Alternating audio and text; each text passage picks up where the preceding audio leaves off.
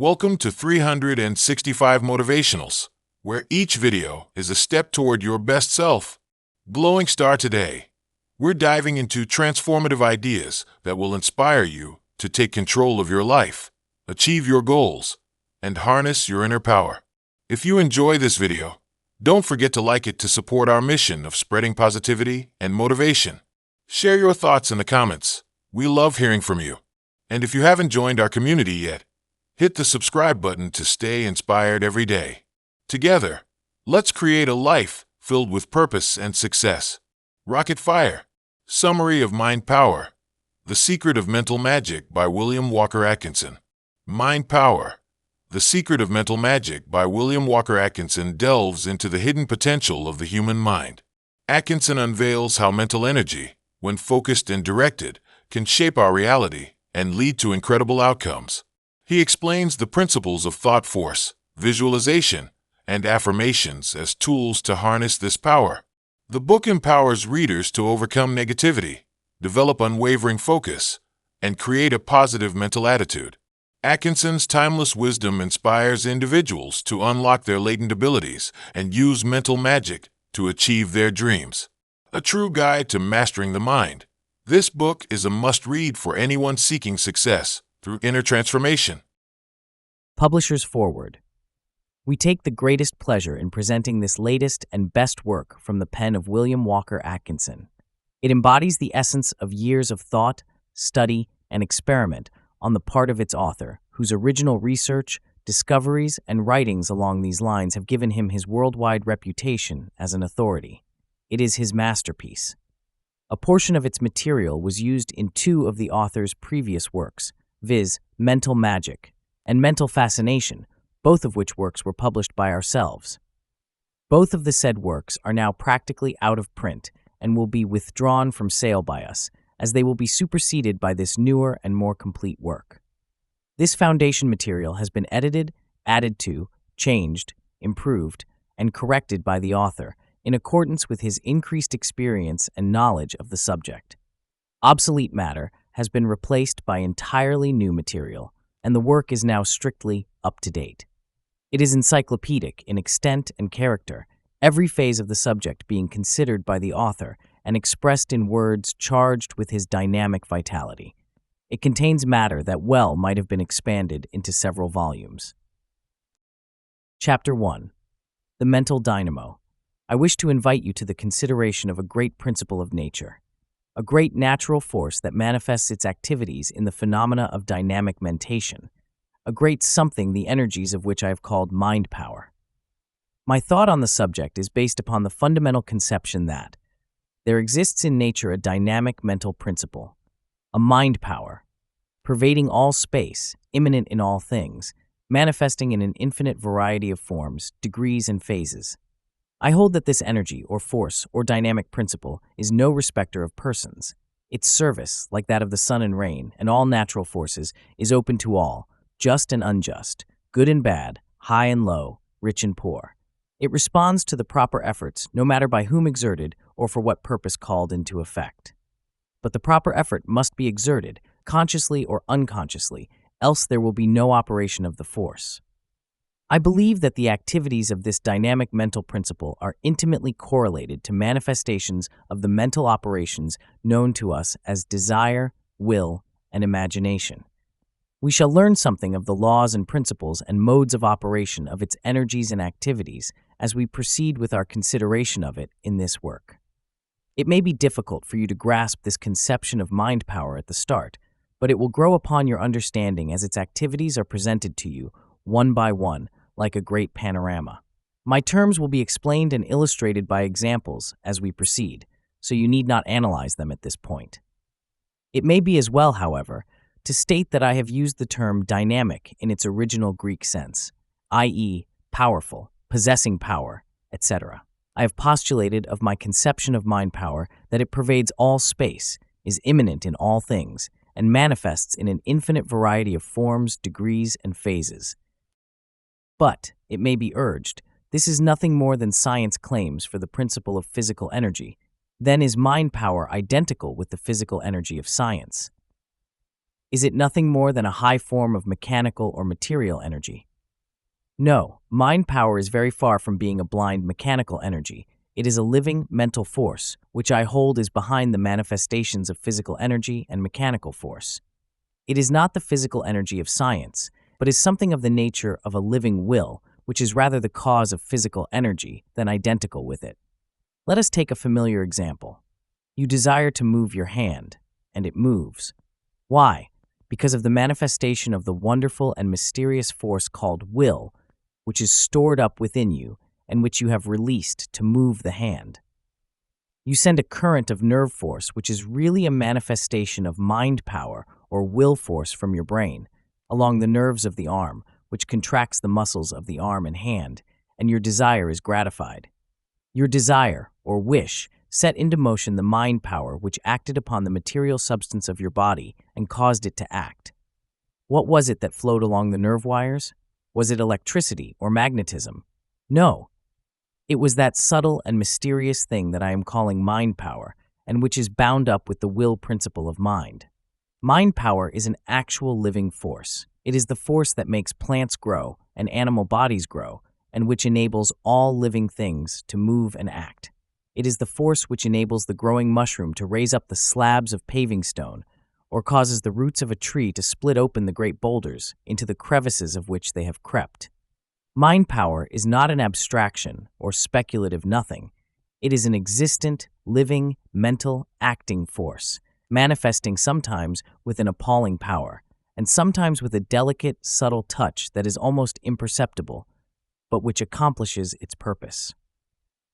In order to reach a clear conception of the universality of mind power, let us consider its manifestations as we see them, unquestioned, in the universe, on the many planes of life and activity. Beginning with the more familiar instances of its operation and manifestation, let us then proceed to delve still deeper until we reach instances not so easily perceived, and then still further back until we find it in places and in things that are generally regarded as lacking in mind power and life. And here let me say that I hold that life and mind power are always found in company with each other. There is some close relationship between the two. They are probably twin phases of the same thing, or else twin manifestations of the same underlying reality. There is no life without mind and mind power, and no mind power or mind without life.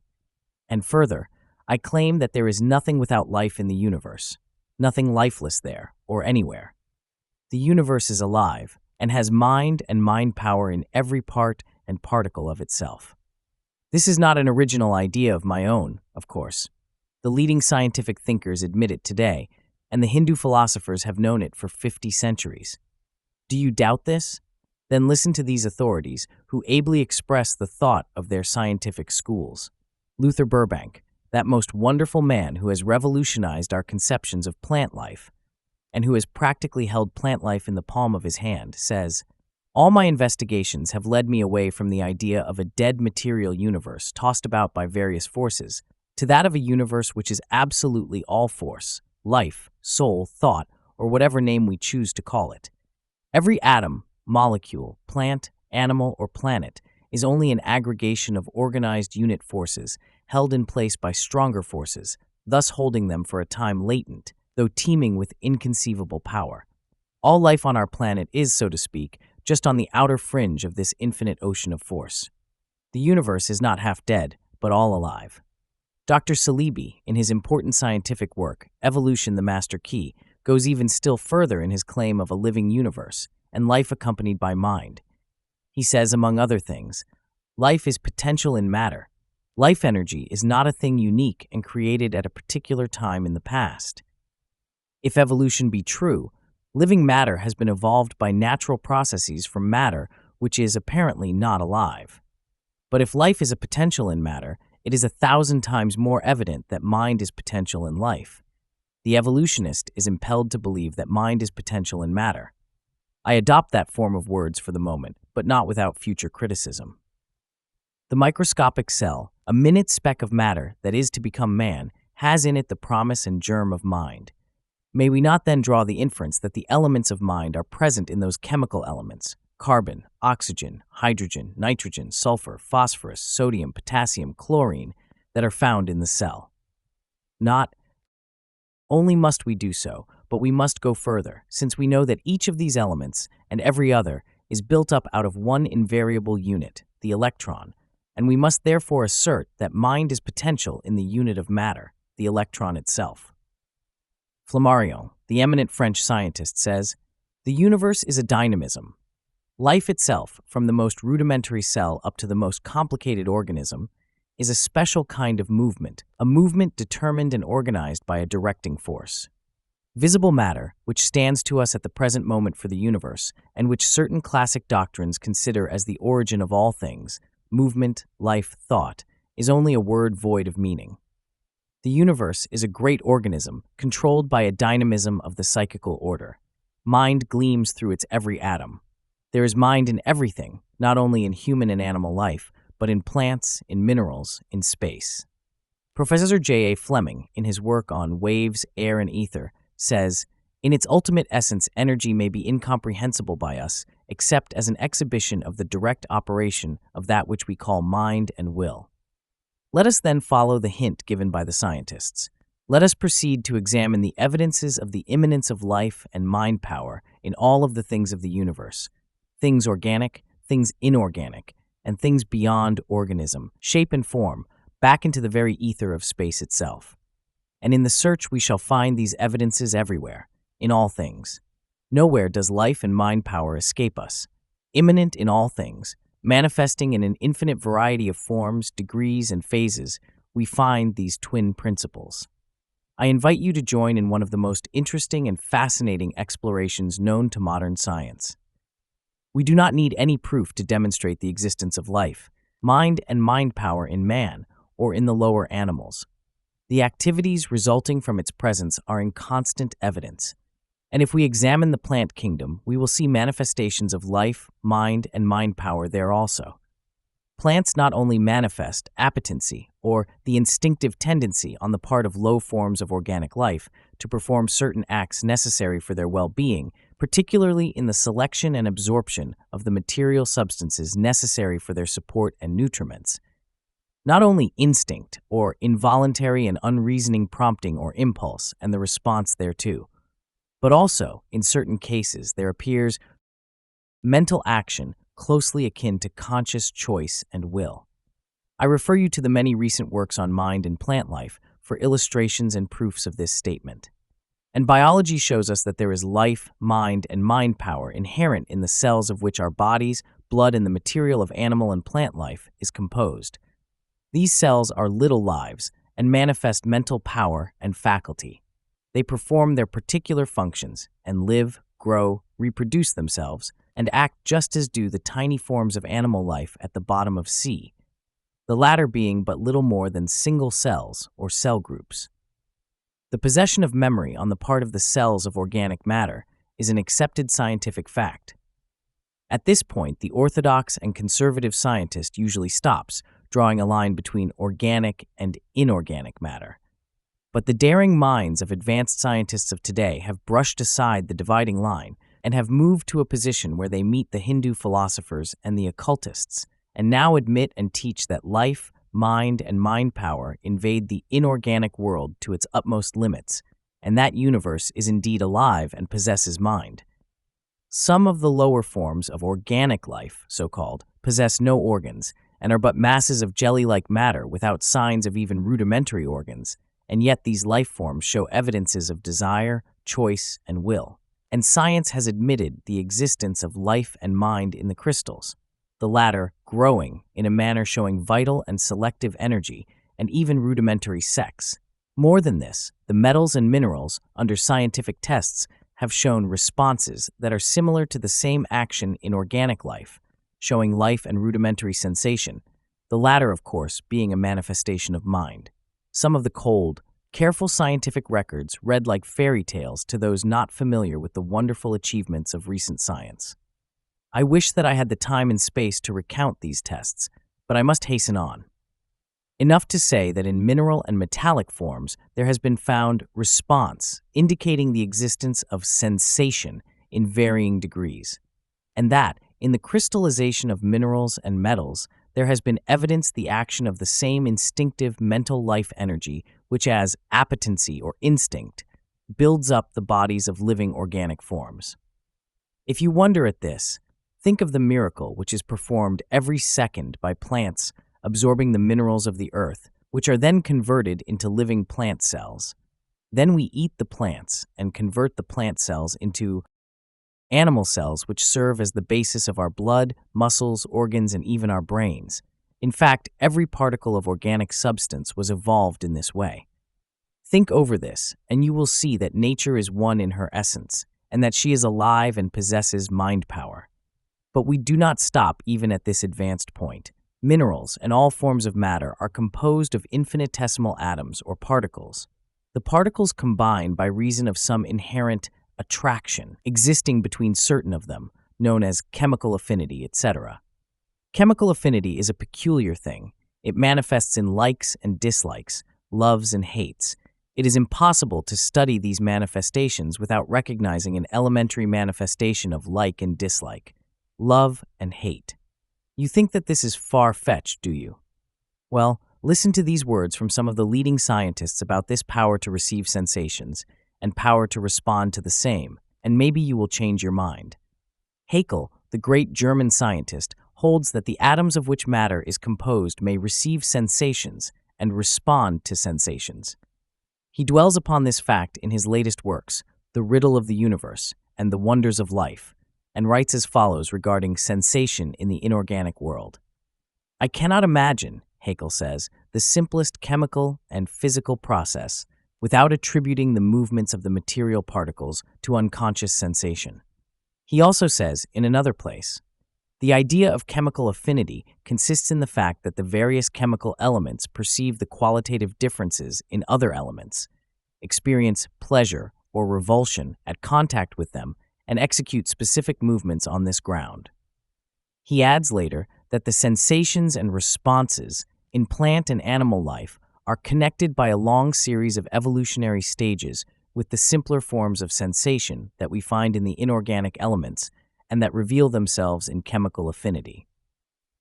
Nagali, another scientist, says, if the molecules possess something that is related, however distantly, to sensation, it must be comfortable to be able to follow their attractions and repulsions, uncomfortable when they are forced to do otherwise.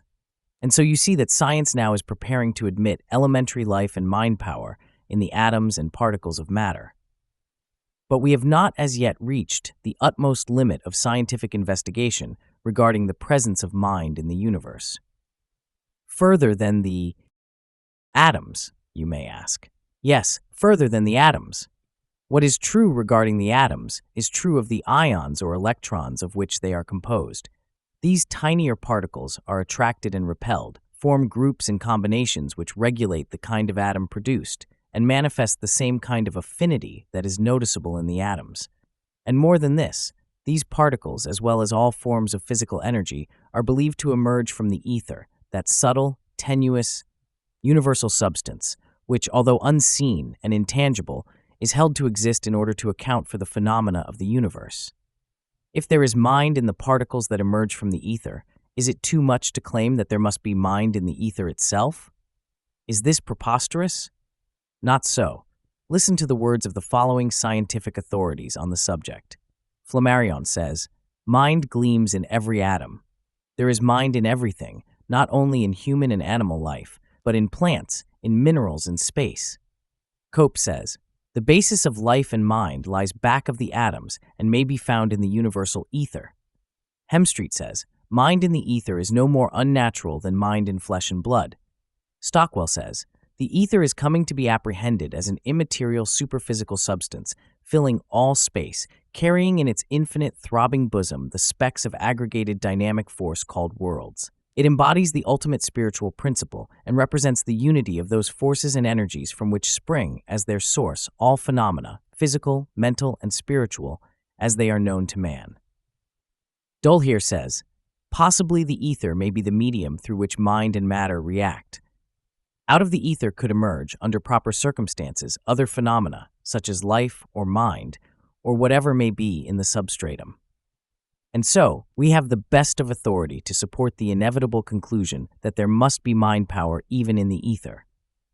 For my own part, I go still further, and for several years back have been claiming that the ether and the universal mind power principle are one and the same thing. That is, that theoretical something that science has called the ether is in reality the universal mind power principle from which all manifestations of activities emerge, the universal mental dynamo. I cannot prove this, of course, but it is logical. But my argument does not depend even upon this. For admit that there is mind power in the ether, and my case is one. And in the ether it must be, even if the ether is not but another name for it. For if mind power is not in the ether, from whence does it come into the particles of matter, and in matter itself, organic and inorganic? Resting the consideration for a moment, let me say that with mind as reason, intellect, etc., I have nothing to do in this book, for this is a consideration of the dynamic phase of mind, the power phase, mind power, or dynamic mentation. I am trying to show you that mind power exists everywhere and is manifest in every activity of the universe. In every activity of the universe, you say, surely you do not include physical activity and energy such as natural forces, etc. Yes, I do mean just that. How can that be, you ask? What has mind power to do with electricity, light, heat, magnetism, gravitation, etc.? It has everything to do with them, in my opinion. I will explain it to you in a few words, for I cannot go into this subject at length in this book, but must hasten on to the other parts of my subject. Here it is in a nutshell.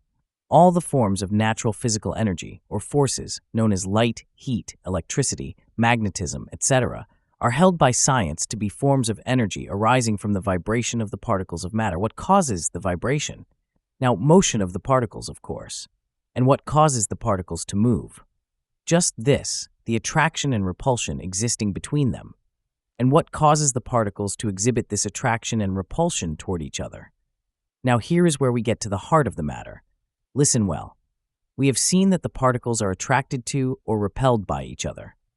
In the matter of likes and dislikes, love and hates, or pleasure or revulsion, or comfortable and uncomfortable experiences related, however distant, to sensation, etc. And these attractions and repulsions are held to result from capacity to experience sensations and the power to respond to sensations, and both the power to receive and experience sensations and to respond thereto are manifestations of mentality, which Haeckel has compared to desire and will. And if mentality is the cause of the sensations and of the response there, and the latter are the causes of the attractions and repulsions, and the latter are the causes of the motion, to and fro, of the particles of matter, and the latter, in turn, is the cause of the vibrations, and the vibrations are the causes of the manifestations of light, heat, electricity, magnetism, etc. Then am I not justified in, nay, claiming that mind and mind power are the motive force of all physical energy? And am I not justified in postulating the existence of a universal mental dynamic principle? I tell you, friends, that the future will show that this dynamic mental principle is the source of energy, not energy the source of mind. I know that this is revolutionary, but I believe that it will meet the requirements of the future. I've been preaching this thing for several years now, and many have been the smiles, the jeers, and the sneers. But, from the beginning, I have felt a keen appreciation of the words of Galvini when he said, bitterly, I am attacked by two very opposite sects, the scientists and the know-nothings. Both laugh at me, calling me the frog's dancing master, but I know that I have discovered one of the greatest forces in nature. And now, in conclusion, I must ask you to form a mental picture of this great universal dynamic mental principle, pervading all space, immanent in all things, and manifesting in an infinite variety of forms, degrees, and phases. We can think of it only by means of symbols.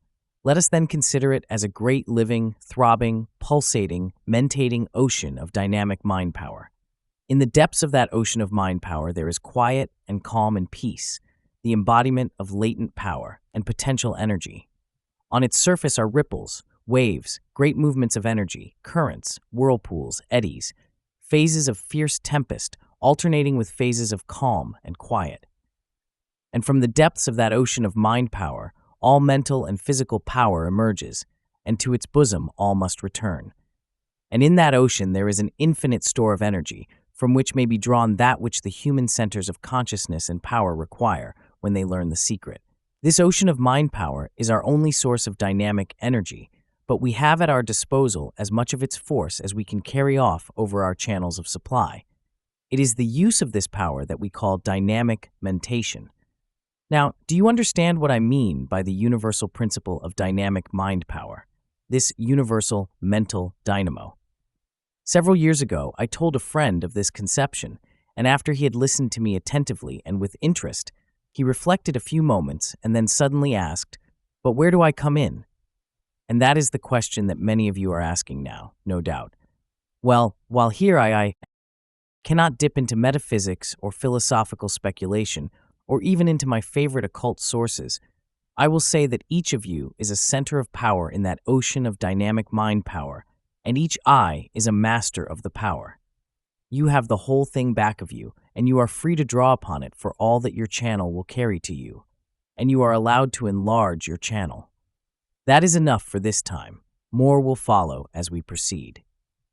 Chapter 2. The Nature of Mind Power.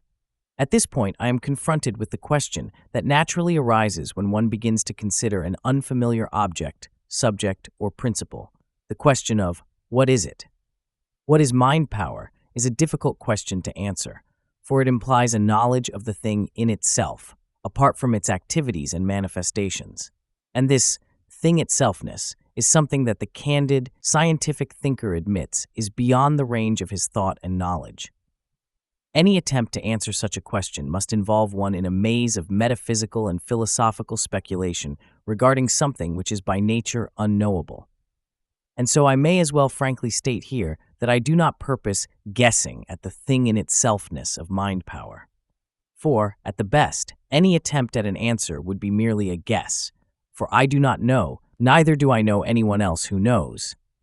I am acquainted with the numerous speculations of the ancient and modern philosophers and metaphysicians on the subject. I have read and studied them and have rejected them as mere theories unsupported by facts. And I have made and rejected a dozen or more theories of my own on the subject, all vague, foolish speculations. I have studied the best of what has been written and thought regarding this thing in itselfness of mind and mind power. So you see, my ignorance is not the ignorance that comes from lack of thought or lack of acquaintance with the thoughts of others, but is rather the ignorance that comes as the result of much thought and much study of the thoughts of others, the ignorance that is only realized through knowledge. Regarding these ultimate questions, the best thinkers freely confess their ignorance, knowing that, as Nordau has said, they have plucked that supremest fruit of the tree of knowledge, the consciousness of our ignorance. Like Pyrrhon, some 25 centuries ago, they say, Uden horizo. I do not decide. We do not know things in themselves. We cannot know them. If we knew the ultimate truths regarding the tiniest and most insignificant thing in the universe, we would know everything that is, for that tiniest thing is connected with and related to everything in the universe and that which underlies the universe, and to know the thing in itself of anything would be to know the great thing in itself of the all. All that we can do is to know and consider things by what they do, and how they act, and through their manifestations and activities, and the results and effects of the same, rather than by what they are in the abstract, or apart from their activities, manifestations, and the phenomena proceeding from them. Apart from their activities, manifestations, and phenomena, things are but abstract no-things so far as our understanding is concerned. Airy words coined by the metaphysicians and philosophers in order to provide food for speculation, argument, and dispute without end. And we may as well admit the fact that all consideration of ultimate things, things in themselves, inevitably leads us to the conclusion that the only real thing in itself is a something, underlying all things and yet a no thing, and which transcends all of our experience, knowledge, reason, thought, and even imagination. And therein lies the folly of attempting to tell just what anything is. In view of the facts mentioned, and which are held to be correct by the world's best thinkers, How much saner is it to devote our attention to the consideration of things as known through their activities, manifestations, and phenomena, knowing them by what they do and how they act, by the laws and principles of the activities and operations, rather than by speculations concerning their nature as abstract thing in themselves?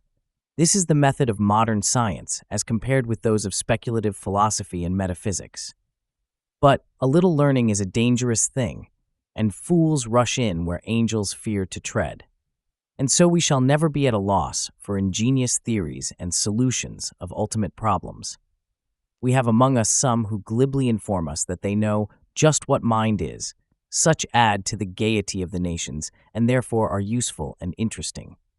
Did you ever hear of the youth at college who, when asked by his professor, "What is electricity?" answered, "Well, sir, I did know, but I have forgotten."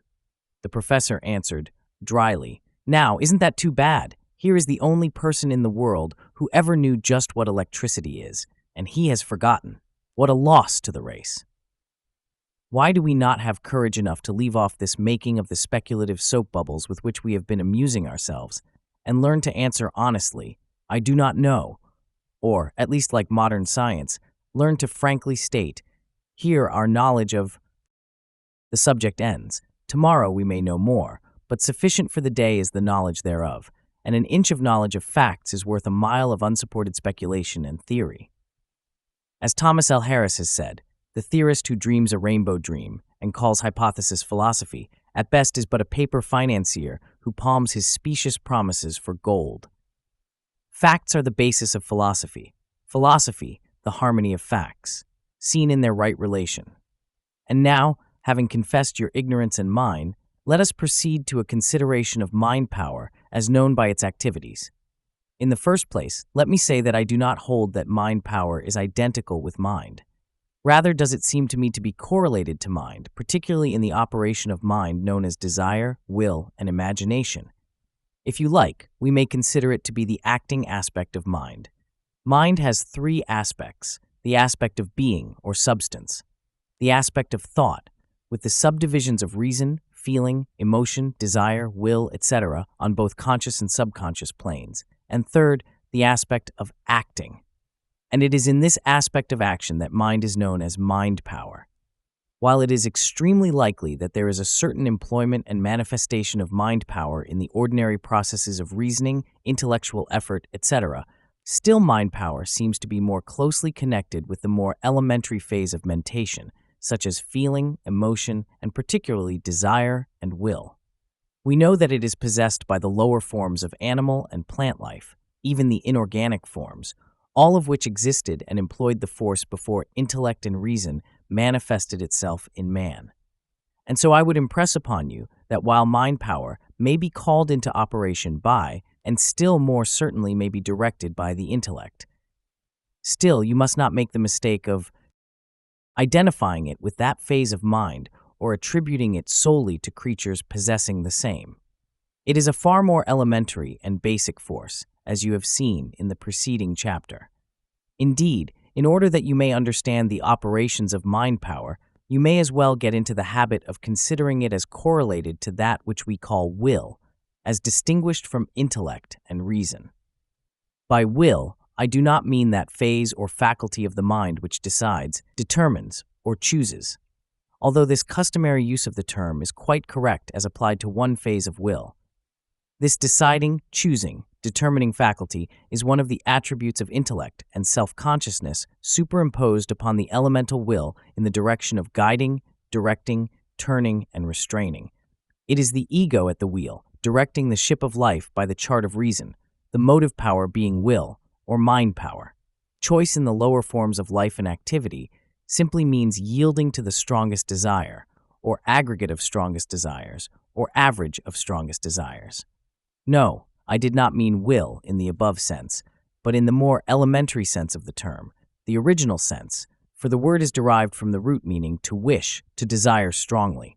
And in this elementary sense, the word will is used to designate that primitive, original, universal mental principle in life, which manifests in desire for action and in the response to that desire. In this sense, will may be considered as desire will, both being held to be phases of the same thing, or rather the two poles of the same thing. The desire pole of this desire will is connected with that which we call emotion, feeling, etc., which arouses it into action. The will pole of this desire will is connected with that principle of mental activity which we are considering under the name of mind power, the dynamic aspect of mind. I ask that you reread this paragraph, that you may fix this idea firmly in your mind, for upon it depends the correct understanding of much that I shall have to say in this work. In desire, we find the first step toward dynamic mentation. Desire precedes action of will, which releases the dynamic force of the mind power. Desire is the coiling up the steel spring of will. There is always a state of tension about desire, a state of coiled up energy caused by feeling, emotion, or similar state which has been aroused by the sight of, or memory of, or thought of some attractive object. The feeling, inspired by the attractive object, coils up the spring of desire, and this coiled up energy supplies the motive power of the will. But remember this, some desires are acted upon, while others are rejected. Neither men nor things act upon every desire.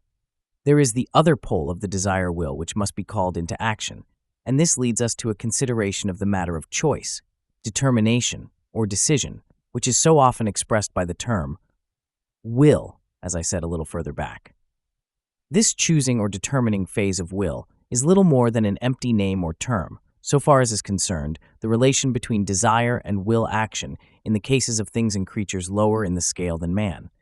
For in these cases, this choice, determination, or decision is based entirely upon the degree of feeling, or the degree of attractiveness of the objects presenting themselves to the attention, the strongest feeling, attraction, or motive interest winning the day. Fear is one of the strongest feelings influencing desire, and acts usually as a neutralizer of other feelings and desires, and is most potent as a motive influencing choice or decision. In fact, one is justified in regarding fear as the negative form of desire, being really desire not to. With the advent of reason and intellect, particularly when the self-conscious ego appears, new elements are introduced, by reason of which man is enabled to deliberate and weigh motives, desires, feelings, emotions, etc., and thus the will of man is held to contain elements lacking in the general principle of will. But the aspect of will with which we are much concerned is the aspect of action, the will pole of desire will. Just where desire passes into will is impossible to decide. The chances are that they blend into each other. But this we do know, that something happens at a certain stage of the mental operation, whereby the attention of the thing, or ego, passes from the pole of desire to the pole of will.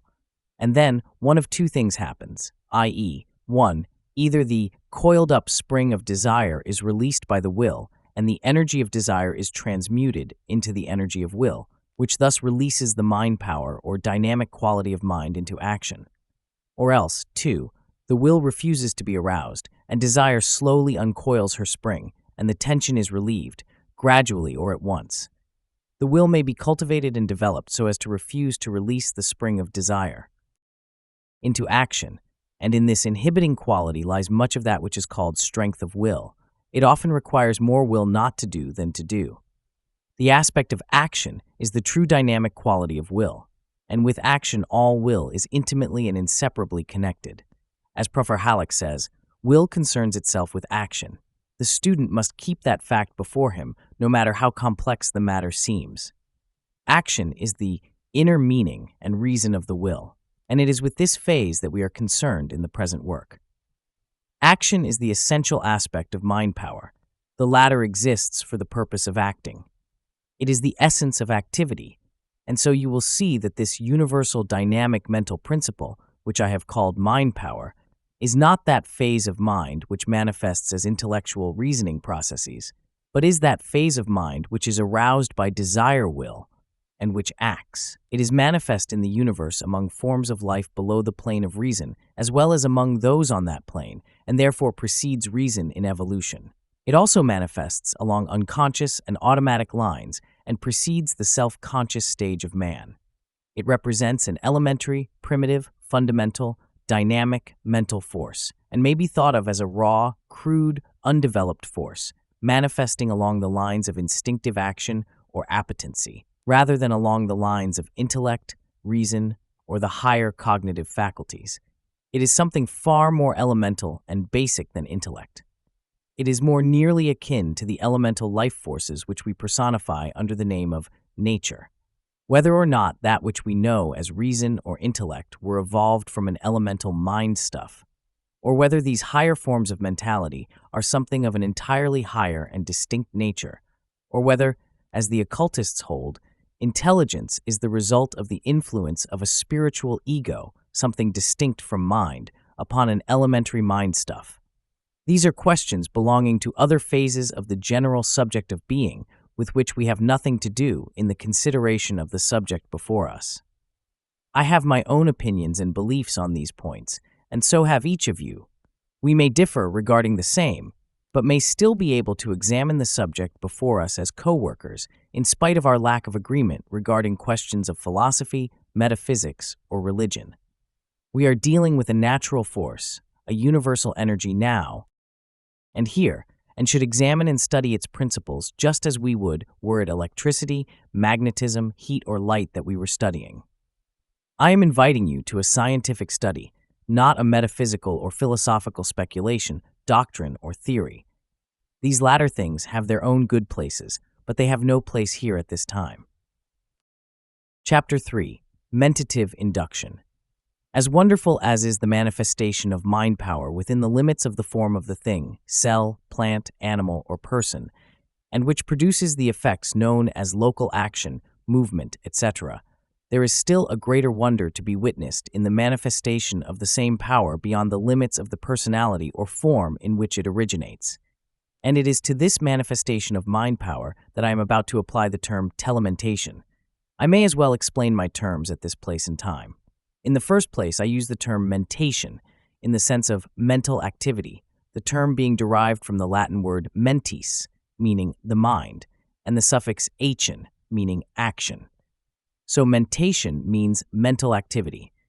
From mentation, we derive mentative, or relating to mental activity, mentate, or to manifest mental activity, etc., etc. From mentation also I derive the term telementation, which so far as I know was originally coined by me several years ago. The word is derived from the Greek word tele, meaning far off, and the word mentation, above explained. Telementation means mental activity at a distance, or mentation exerted over space, or long-range mental influence, etc. I have been led to the coining of this new term designed to take the place of telepathy, for the reason that the latter term is improper and misleading. Telepathy, according to its root words, really means to suffer at a distance, or the feeling of the pain of another, the suffix pathy being derived from the Greek word meaning to suffer. It may be used properly in connection with the sympathetic transference of pain or disease or similar mental state, but its use otherwise is improper. It is being discarded by the best scientific authorities, who prefer the term thought transference, etc. I have thought it advisable to use the term telementation in this connection, believing that it meets the requirements of the case better than any other term of which I have any knowledge. I expect it to come into general use before long. And now about the transference of mental states from one thing or person to another. I shall not attempt to go into a discussion of the phenomena of thought transference in this work, for the reason that it is too well established and too generally known to require an argument in its favor from me. To thousands of careful investigators, it is an established fact, and anyone who will take the time and trouble to conduct the experiments may reproduce the phenomena to his own satisfaction. Moreover, there are instances of telementation arising in the everyday life of nearly every person, such instances being of the spontaneous order, that is, not having been expected or sought after. Those who are desirous of obtaining proofs of telementation beyond their own personal experiences are referred to the records of the English Society for Psychical Research, which contain the carefully noted reports of many very interesting cases which have been conducted by the Society under the most careful supervision and scientific requirements. The circulation of mind power is as real a natural phenomenon as the circulation of air, water, or the blood. There have been many theories advanced to account for telementation, and there has been much talk of two minds, dual mentality, etc., in this connection. In this work, I shall have very little, if anything, to say regarding man's two minds. I, of course, am fully conversant with the subject of the subconscious and superconscious regions of the mind, but I find this principle of telementation to have its roots still further back in the scale of evolution, back before consciousness as we know it existed in the created forms of matter or life, back to the plane of mind in inorganic matter, and therefore I shall not attempt to urge any two-mind theories to account for it. In fact, I believe that the mind of man is a far more complex thing than a dual-mind combination. There are many more planes and regions of mind than the objective and subjective minds of the dual-mind authorities. I find the basis for the theory of telementation far back in the scale, in fact at the lowest extreme of the scale of things. I find it in the atoms, or in the particles of which the atoms are composed. In the first chapter of this work, I called your attention to the manifestation of mind power among the atoms and particles of matter, which was evidenced by action, motion, and movements resulting from attraction and repulsion of these atoms and particles. In other words, I showed that physical forces were produced by the motions of the particles or vibrations of the atoms, which arose from states of like and dislike, love and hate, attraction and repulsion, pleasure and pain, among these tiny particles of matter. And it is here that the elementary principle of telementation is noticeable. Here is where it may be seen in full primitive force and operation. If you will think for a moment, you will see that the motions of the atoms are twofold, viz. 1. The voluntary motion of the atom toward the other atom to which it is attracted by chemical affinity, and 2. The movement of the atom occasioned by the attractive force exerted by the other atom in the same manner that a magnet draws the needle to it. Haeckel has told us that there is the voluntary movement of the atom itself in response to the desire awakened in it by the attraction. How does it become aware of the presence of the other atom unless something passes between them? And that something must be in the nature of a mentative current, for there is nothing else to pass, because all other forms of energy being produced by vibrations of the atoms arising from mental states, the mind power must precede the physical energies and must be the something that passes between the two atoms. Feeling the presence of the other atom, the first atom moves towards its affinity voluntarily, and just as you move your arm or walk, the atom probably exerting a push upon the ether, which must be to the atom or particle what the air is to the wing of the bird, or the water to the fin of the fish. But there is another cause of motion, as we have seen, the mutual pull of the attracting atoms. And what manner or kind of energy is it that thus draws or pulls the other atom? It cannot be electricity or magnetism, for those forces, as we have seen, are produced by a rate of vibration occasioned by the mind power in the atoms themselves. Therefore, we must go back to the antecedent force, which is mind power, and attribute to it the drawing or pulling force which moves the atoms toward each other. That this attracting or pulling force is in operation between the particles of matter, there can be no doubt. No two atoms of matter are in absolute touch with each other.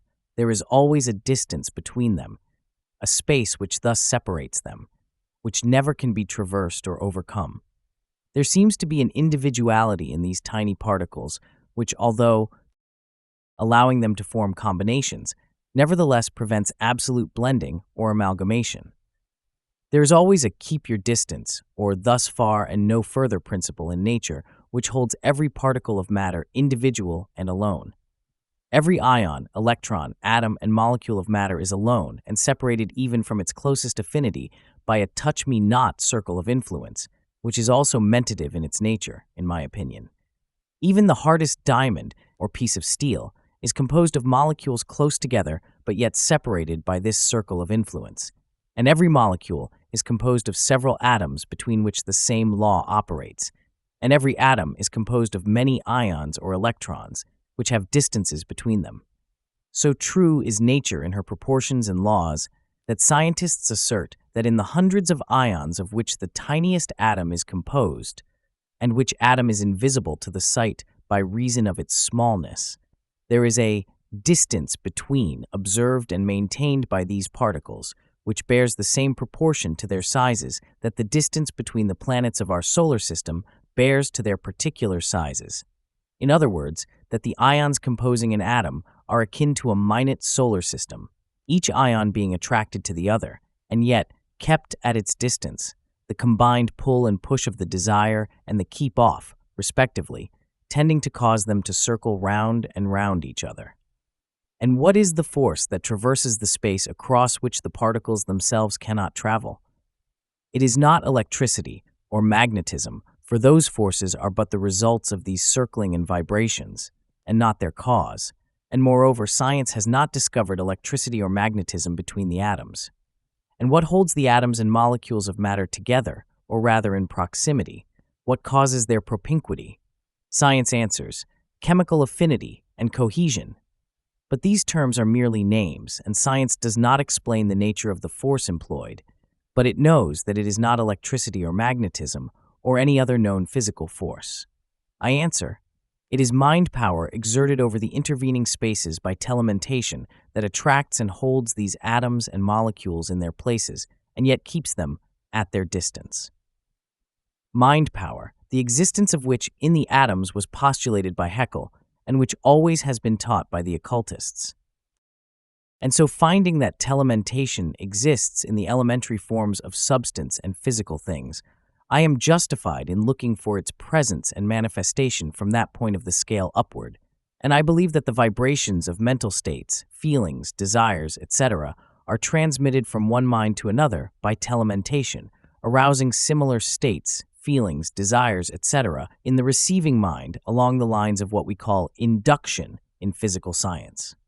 But before considering induction, I would ask you to consider the following quotation from Flammarion, the eminent French scientist, who says, "We sum up, therefore, our preceding observations by the conclusion that one mind can act at a distance upon another without the habitual medium of words or any other visible means of communication. It appears to us altogether unreasonable to reject this conclusion if we accept the facts. This conclusion will be abundantly demonstrated. There is nothing unscientific, nothing romantic in admitting that an idea can influence a brain from a distance. The action of one human being upon another from a distance is a scientific fact. It is as certain as the existence of Paris, of Napoleon, of oxygen, or of Sirius." He further states, "There can be no doubt that our psychical force creates a movement in the ether, which transmits itself afar like all movements of ether, and becomes perceptible to brains in harmony with our own. The transformation of a psychic action into an ethereal movement, and the reverse, may be analogous to what takes place on a telephone, where the receptive plate, which is identical with the plate at the other end, reconstructs the sonorous movement transmitted, not by means of sound, but by electricity. As I have said, I account for the transference of mental states, etc., by the theory of mentative induction, which I believe to be the theory more fully meeting the requirements of the case than any of the dual mind or similar hypotheses. The term mentative induction will be readily understood by those familiar with the phenomena of electricity. The word induction comes from the word induce, which means to influence. In electrical science, the word induction is used in the sense of the process whereby one body possessing magnetic or electrical properties reproduces that property in another body without direct contact. In textbooks on physics, a simple experiment is often given students to illustrate magnetic induction as follows. A magnet is so placed that its poles project over the edge of a table upon which it rests. An iron nail or steel needle is held a little distance below the magnet so that it will not actually touch the latter, but will be near enough to be magnetized by induction, that is, without direct contact. The nail or needle will have an induced property of magnetism produced by the current from the magnet, and will support another nail or needle by direct contact. This induced magnetism renders the nail or needle a magnet, possessing all the properties of the original magnet so long as the current flows. And, just as a magnet may communicate its properties by induction, so may an electrified body communicate electrical states in another body without actual contact. The textbooks are full of examples to illustrate this law. The theory accepted by science is that the induction is the action of the electrical current through the ether by waves of vibration. And I hold that just as the vibratory waves of magnetism and electricity pass through the ether and produce similar properties in other bodies by means of induction, so do the vibratory waves of mind power from one mind pass through the ether and by induction set up similar mental states in the minds of other persons within the field of induction.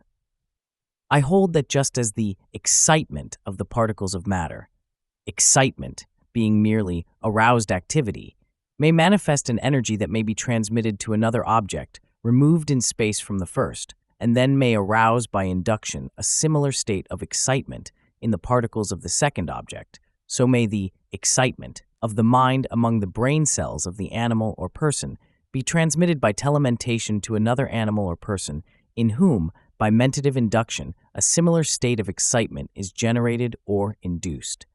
I hold that there is the closest possible relationship between motive energy and emotive energy. In fact, that both are forms of the same thing. I shall not attempt to go into details regarding telementation or mentative induction at this place, for the reason that I shall bring out the principle in detail from time to time by pointing out the manifestations and activities of these principles. But I wish you to fix in your mind the elementary principles of mind power in its phases of telementation or long-distance effect, and of mentative induction, or the process by which like begets like on the mental plane as on the physical. The machinery of the mentative processes and activities being hidden from physical sight, we may understand these processes and activities better by using the illustration of corresponding physical processes and activities, particularly when the correspondences are more than mere resemblances, being operations of the same underlying natural laws.